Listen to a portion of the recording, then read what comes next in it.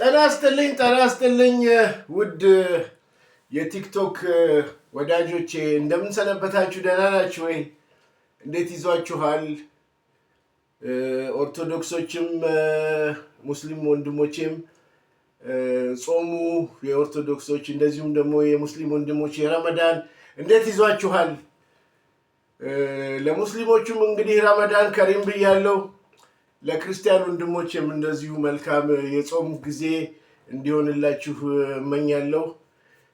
ተጠፋፍተናል፣ በጣም ናፍቃችሁኛል። እንዴት ናችሁ? እንዴት ሰነበታችሁ? ደህና ናችሁ ሁላችሁም?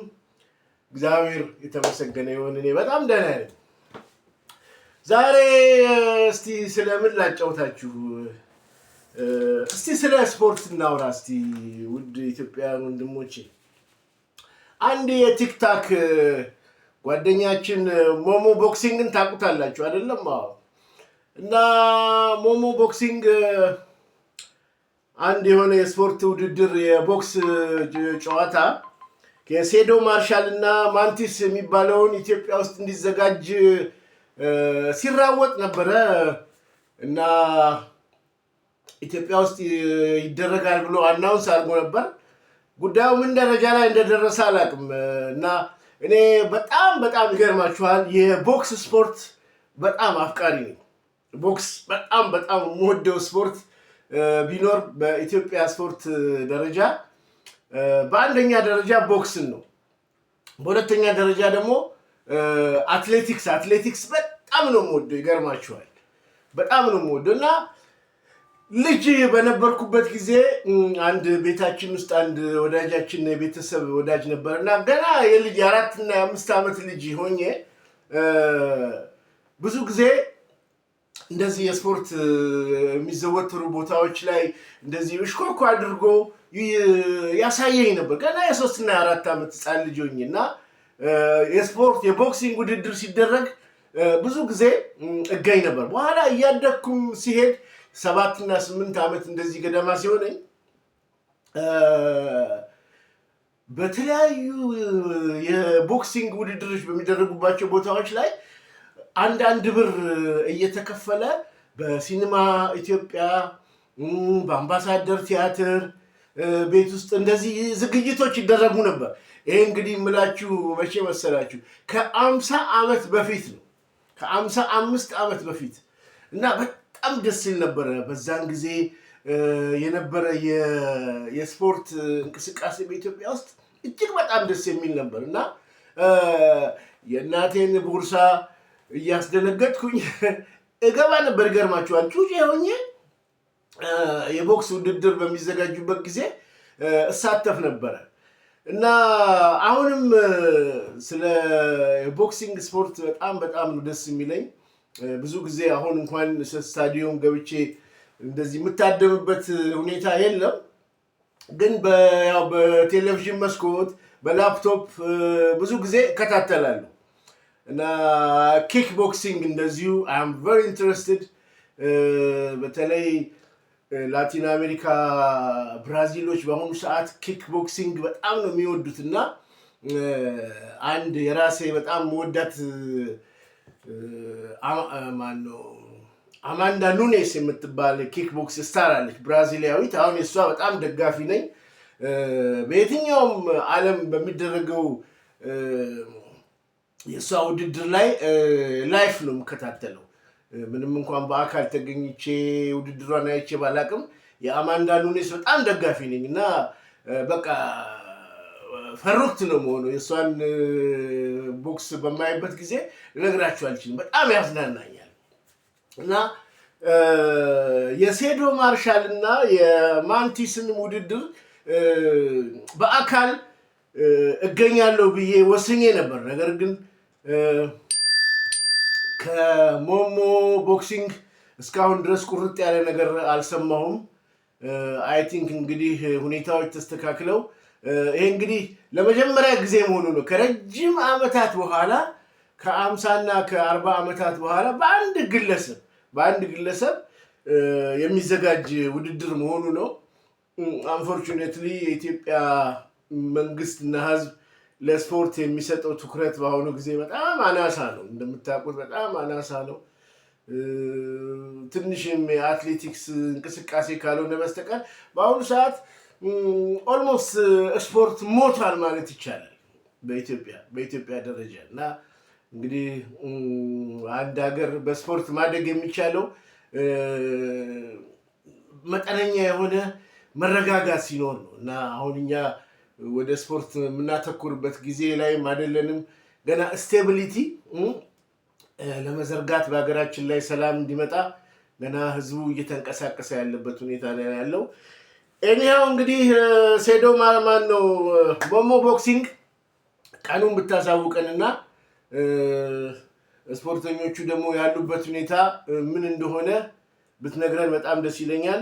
እስቲ ዛሬ ከዛሬ 50 ዓመት በፊት ስለተደረገ አንድ በጣም አስቂኝና አስገራሚ የቦክስ ውድድር ጨዋታ ላጫውታችሁ። የዛሬ 55 ዓመት በፊት አካባቢ ገደማ ይሆናል እንግዲህ አፕሮክሲሜትሊ የምስራቅ አፍሪካ ቦክሲንግ ሻምፒዮና የማዘጋጀት እድል አጋጥሟት ነበረ ኢትዮጵያ። እና ውድድሩ የተደረገው በአምባሳደር ቲያትር ቤት ውስጥ ነው። አምባሳደር ቲያትር አብዮት አደባባይ አካባቢ የሚገኘው ማለት ነው። እና በጣም የደመቀ እና ዓለም አቀፍ ትኩረት የነበረው ውድድር ነበር። እና የደርግ ስርዓት ገና መጥቶ እግሩን በደንብ የተከለበት አካባቢ ነው። 1972 በኢትዮጵያ አቆጣጠር አካባቢ ይመስለኛል። እና ከዛምቢያ ከኢስት አፍሪካ ከታንዛኒያ ከኬንያ ከመሳሰሉት ሀገሮች አንድ 17-20 የሚሆኑ ቦክሰኞች መጥተው ከኛ ቦክሰኞች ጋራ ከፍተኛ የሆነ ግብግብ የተደረገበት ወቅት ነበር። እና በዛን ጊዜ አንድ ጋዜጠኛ ነበረ፣ ስሙን አሁን ደምሴ ዳምጤ ይመስለኛል። እና ይሄ ጋዜጠኛ በጣም ታዋቂ ጋዜጠኛ ነው። የሚገርማችሁ ነገር እና በቃ ነገሮችን በማጋነን ኤግዛጁሬት በማድረግ የሚወዳደሩ የለም። እንደ እውነቴን ነው የምላቸው ዓለም ላይ እኔ እንደሱ አይነት ጋዜጠኛ ይቻላል። እና በቃ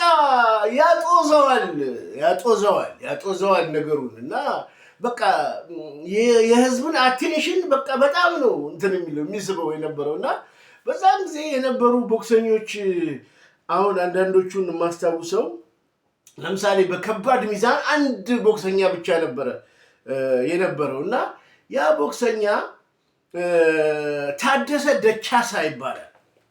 እና በ95 ኪሎ አካባቢ ነው ታደሰ ደቻሳ። የፖሊስ እንትን ቦክሰኛ ነው፣ የፖሊስ ሰራዊት ቦክሰኛ ነው። እና ታደሰ ምንም ተጋጣሚ ሊያገኝ አልቻለም። በቃ የሚፎካከረው ቦክሰኛም አልነበረም። አብዛኛውን ጊዜ ሪንግ ላይ ይወጣና በፎርፌ አሸንፎ ነው የሚሄደው። ምክንያቱም በሱን ኪሎ በሱ እንትን የሚወዳደረው ቦክሰኛ አልነበረም። እና ተጋጣሚዎቹ ደግሞ በቃ አንድ ጊዜ እገጥመዋለሁ ብሎ አንድ በየነ አርጃሞ የሚባል ቦክሰኛ እገጥመዋለሁ ብሎ ገብቶ እንግዲህ በአፈ ታሪክ ነው የምንሰማው በእንትን ብቻ በቃ አላለም በቴረር ብቻ አደንዝዞት በቃ በበቃኝ ነው የወጣው። እና ታደሰ ደቻሳ ሁል ጊዜ ሪንግ ላይ ይወጣና በቀኝ በኩል የፖሊስ ሰራዊቱ ታደሰ ደቻሳ ምናምን ይልና ተፎካካሪው በፎርፌ አሸንፏል እየተባለ እንደዚህ ነው፣ ተጋጣሚ ያልነበረው። እና እነ ኢብራሂም ሰኢድ እነ ሸሪፎ የሚባሉ ቦክሰኞች ነበሩ በመካከለኛ ሚዛን። እና የሚገጥሟቸው የኩባ የናይጄሪያ ቦክሰኞች ናቸው። እና በቃ ይሄ ጋዜጠኛ በጣም ደምሴ ዳምጤ በጣም እያጋነነ በቃ ኤግዛጁሬት እያደረገ ነው የሚናገረው። ኢትዮጵያ በቃ 2 ወርቅ ታገኛለች፣ 3 ወርቅ ታገኛለች። በተለይ በታደሰ ደቻሳ ኢትዮጵያ ወርቅ ታገኛለች እያለ በቃ በስመ አብ ጆሮአችን ነው ያደነዘዘው። እና ታደሰ ደቻሳ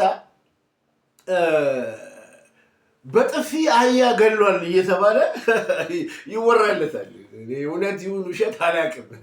እና በጣም የሚፈራ ቦክሰኛ ነው። እና ደምሴ ዳምጤ ይሄንን ሁሉ ታሪክ እያወራ በቃ ተጋጣሚ እንዳይኖረው እንግዲህ አህያን በጥፊ የገደለ ሰው ሪንግ ላይ ወጥቶ ማን ነው የሚገጥመው? እንግዲህ አስባችሁታል?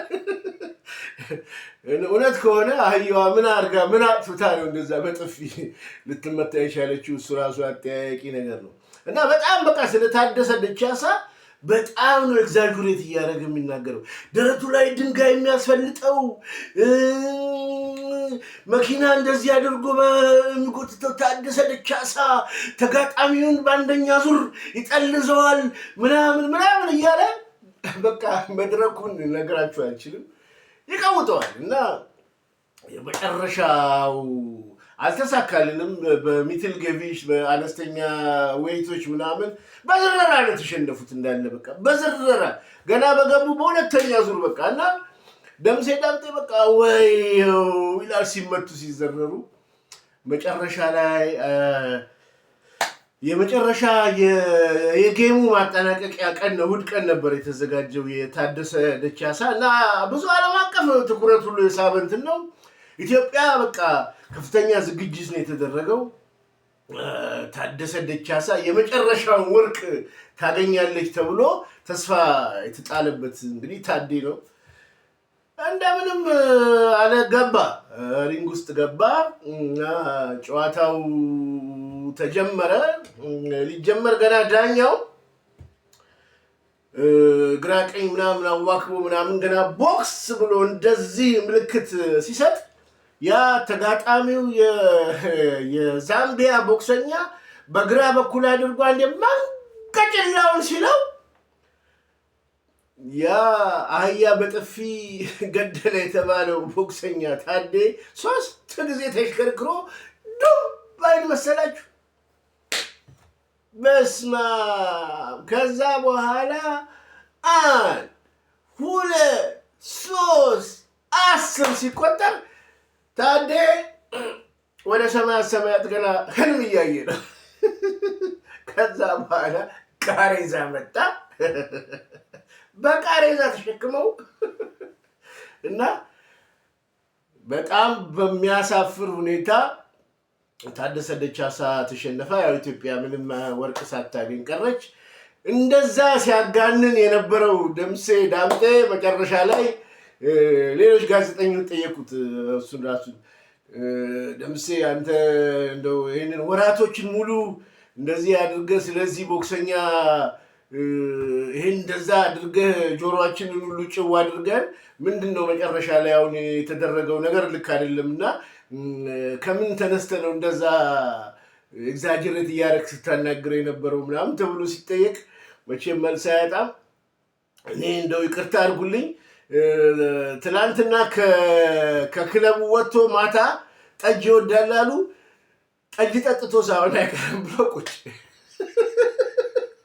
እና ይገርማል። ብቻ ያው ኢትዮጵያውያን ከሩጫ በስተቀረ በሌላ የስፖርት እንትን ስኬታማ እስካሁን አልሆንም።